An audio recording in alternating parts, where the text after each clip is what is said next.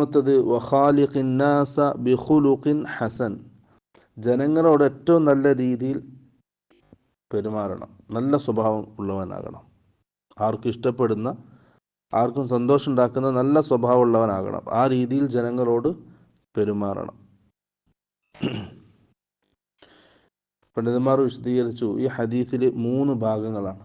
ഒന്ന്, അള്ളാഹുമായിട്ടുള്ള ബന്ധം, ഇത്തഖില്ലാഹ ഹൈസുമാ കുന്തും.